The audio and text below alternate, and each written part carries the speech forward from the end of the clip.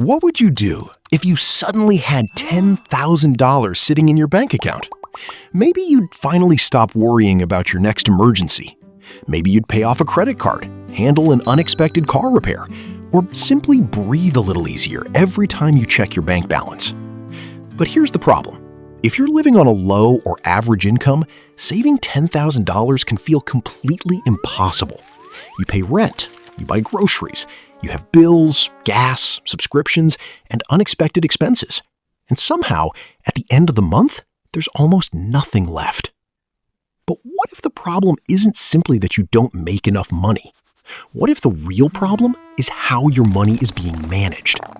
Today, I'm going to show you a realistic strategy for working toward your first $10,000, even if you're not making a huge salary. And the best part? You don't need to completely stop enjoying your life.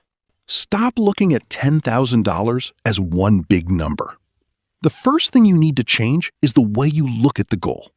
When someone says, save $10,000, your brain immediately thinks, that's a lot of money. And that can make you give up before you even start. Instead, break the goal into smaller targets. Saving $10,000 in 1 year would require roughly $833 per month. That's aggressive for someone on a low income. But over 2 years, it's about $417 per month. And over 3 years, it's about $278 per month. Now the goal doesn't look quite as scary. The point isn't that everyone needs to save $10,000 in exactly 1 year. The point is to choose a timeline that actually fits your income. Because a realistic plan you follow for 2 years is better than an unrealistic plan you abandon after 2 months. Find your leaks. Next, you need to find where your money is disappearing. And I'm not talking about skipping your morning coffee just to save $5. Look for the expenses that happen repeatedly. Take your bank and credit card statements from the last 30 days. Now, divide your spending into 3 categories: needs, wants, and money leaks. Needs are things like housing, utilities, groceries, transportation, and insurance. Wants might include entertainment, restaurants, shopping, and subscriptions. But money leaks are different. They're expenses you barely notice. A subscription you forgot about, food delivery fees, impulse purchases, random online shopping, convenience charges. A few dollars here and there might not seem important, but when they happen dozens of times every month, they can quietly destroy your savings plan. Your goal isn't to eliminate every expense. Your goal is to identify the expenses that give you the least value. Create a $10,000 fund. Now here's where things get powerful.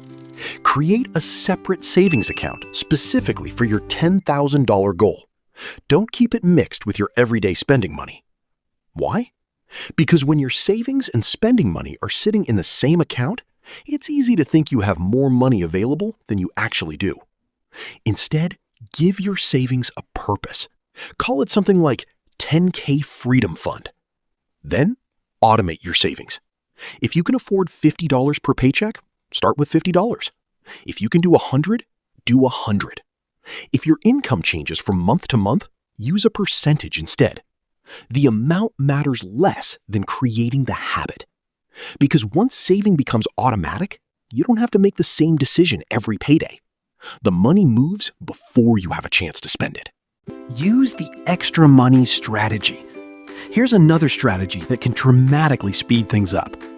Whenever you receive money that wasn't part of your normal paycheck, don't automatically spend it.